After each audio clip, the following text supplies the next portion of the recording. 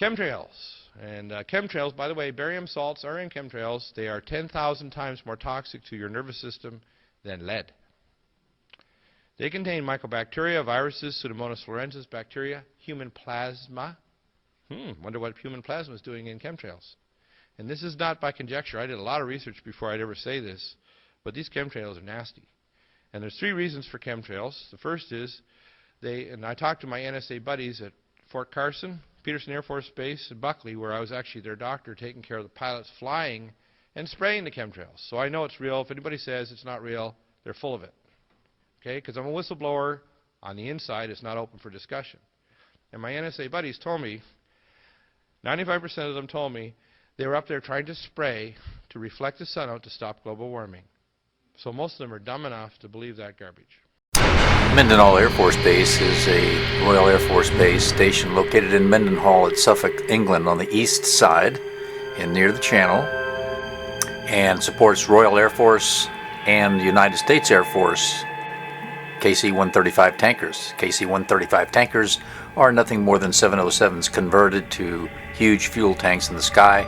In this case, we suspect that these are chemtrail aircraft. Zoom in on the airbase and we see of about 13 KC-135 tankers parked on the field. Most of them are in for the day. Later on in the shot you'll see that there aren't that many chemtrails in the sky, although there is a haze. So most of these aircraft are parked on this particular day in 2009. I'll leave the links down below so you can see for yourself on Google. And we just go around the field and we count up about 12 or 13 of these aircraft. KC-135 tankers. It's probably enough to dirty up the skies all over the EU, complete from east to west. And there you have the USAF insignia right on top of the wing. And those gray planes with the black noses. And we'll go up and take a little ride around the perimeter road. Come down onto the ground. And in between the weeds there, we'll see one of those aircraft. A little ride into the base. At the end here, some housing is available. You turn around and inspect one of these places. It looks fairly new. This is 2009 again. 3 years ago.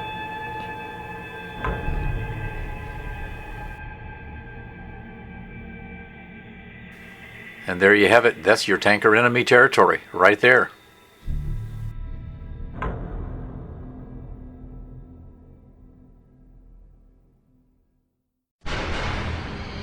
The following is a reading of the text from House Resolution 2977 by Dennis Kucinich, called the Space Preservation Act of 2001.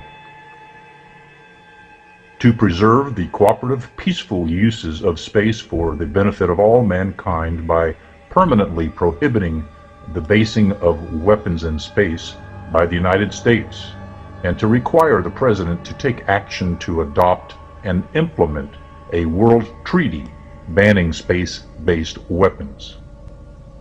In this act, the term space means all space extending upward from an altitude greater than 60 kilometers above the surface of the Earth, and any celestial body in such space. The terms weapon and weapons system mean a device capable of any of the following. 1. Damaging or destroying an object, whether in outer space, in the atmosphere, or on Earth, by firing one or more projectiles to collide with that object. Detonating one or more explosive devices in close proximity to that object, or directing a source of energy, including molecular or atomic energy, subatomic particle beams, electromagnetic radiation, plasma, or extremely low frequency ELF or ultra low frequency ULF energy radiation against that object, or any other unacknowledged or as yet undeveloped means. Inflicting death or injury on, or damaging or destroying a person or the biological life, bodily health, mental health, or physical and economic well-being of a person through the use of any of the means described in clause or subparagraph B, through the use of land-based, sea-based, or space-based systems using radiation, electromagnetic, psychotronic, sonic, laser, or other energies directed at individual persons or targeted populations for the purpose of information war, mood management, or mind control of such persons or populations, or by expelling chemical or biological agents in the vicinity of a person. Such terms include exotic weapon systems such as electronic, psychotronic, or information weapons, chemtrails, high-altitude, ultra-low-frequency weapons systems, plasma, electromagnetic, sonic, or ultrasonic weapons, laser weapons systems, strategic, theater, tactical, or extraterrestrial weapons, and chemical, biological, environmental, climate, or tectonic weapons. The term exotic weapon systems includes weapons designed to damage space or natural ecosystems such as the ionosphere and upper atmosphere, or climate, weather, and tectonic systems with the purpose of inducing damage or destruction upon a target population or region on Earth or in space.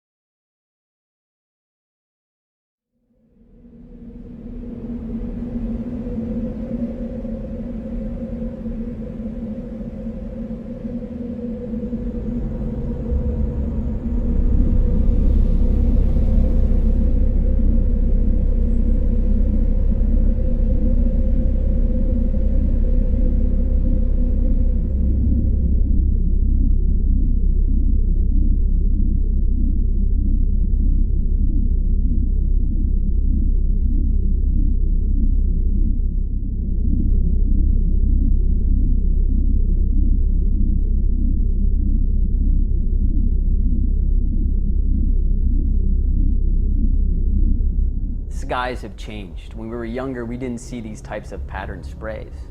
But also, our intuitive knowing will tell us that things are not right. The world is being modified around us. The main thing to think about when you're talking about geoengineering, you're talking about chemtrails, is you're going to be presented a lot of science on both sides. There's always claims to both sides. The Consciousness Beyond Chemtrails convention and fundraiser is a 3-day event at the Ebell Theater in Los Angeles. We will be featuring 15 experts in the fields of chemtrails, research, science, but also some metaphysical experts.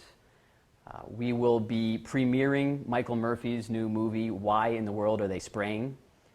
Before jumping on the chemtrail bandwagon was I needed a motive.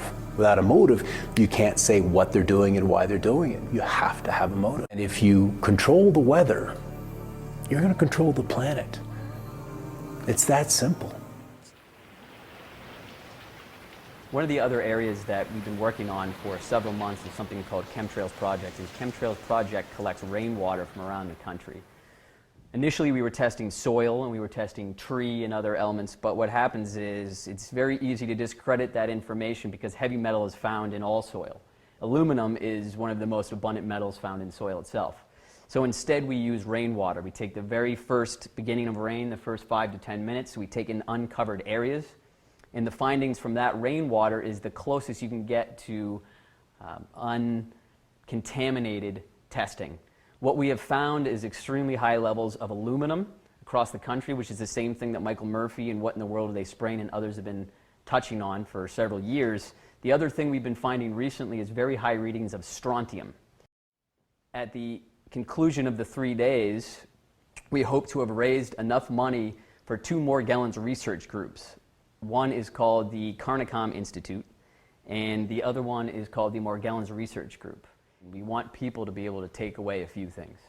First of all, we want them to be able to take away some true science behind these spraying and geoengineering initiatives. So we want people to be able to see some proof and some background to a lot of these claims that are made. We also want people to be able to feel that they are not alone in this issue. It is not them and their families every day looking up and seeing this spraying and being little old me and trapped in their own homes with this issue. We want them to be able to feel that there are others who are there is support, and we are also all going to tackle this issue together. Another thing that we want people to take away is that this is just the start. We want this convention to be the first wave of an ocean that is created of awareness. We want there to be more conferences popping up, more movies being made, people taking cameras, creating their own initiative, people going out, spreading awareness, interviews, more science, more funding. We want this to really be a starting point to push this movement to a point where the scales will absolutely tip and the powers that be cannot say no to us any longer.